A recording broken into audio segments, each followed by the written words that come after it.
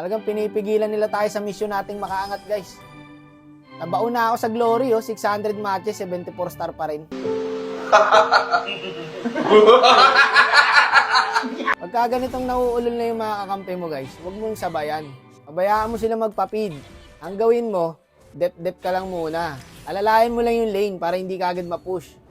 Tignan mo, pati lane nila, ikaw nagde-dep. Ang mga random kasi, sugod lang na sugod yan eh. Walang pakialam yan kahit tinatapos na ng kalaban eh. Tignan mo, di ba? Kahit hindi nila kaya, basta cooldown yung skill, palag. Di ba? Pid na yung mga kampi. Ngayon, ang gawin mo, dep lang. Wala kang ibang gagawin, guys, kundi alalayan lang at iligtas ang sarili mo. Kasi clash kung clash yan, boy. Pag pumasok ka sa solo RG, okay na, ubusan ng skill yan. Itong isa pang pangit sa random eh. Magpapabugbog sa early, tas magso-surrender. Isang linggo na po akong nagde-dep, mga kapatid. Naglaro na lang yata ako ng ML para mag-dep. Walang yan mga kalabang, guys. Ayaw kami palabasin sa base. Kakalmahan nyo lang, guys. Alalay lang sa kampe.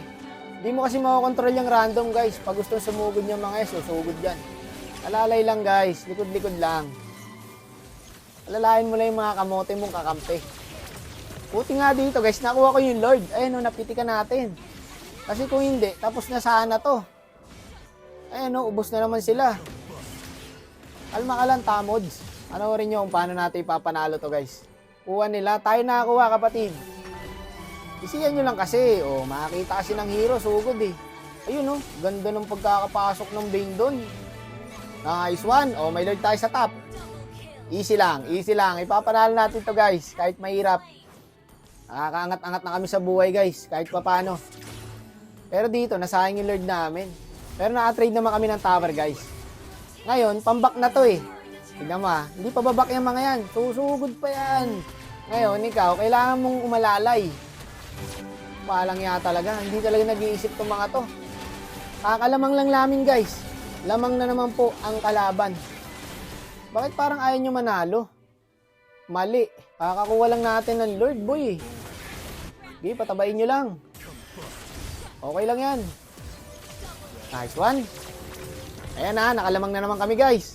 Okay to. Gumaganda. Ang sakit sa mata. Yung inang mga bits yan. Dito, guys, dumamang na naman kami.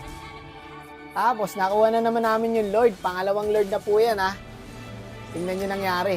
Masasayang na naman yan. At na ng pabor at kalamangan, binigay na sa atin. Hindi kami makaangat. Bakit ganun? Tamo, sakit ko na, guys, Iniinda na nila yung damage ko. Tapos dito, imimid sana namin kaso hindi talaga kaya, guys. Kaya nag-lord na lang kami. Lamang kami sa mapa, guys. Kaya nakakalamang kami sa pwesto. Eto na nga, pangatlong lord na to. Pinas nila dito, boy.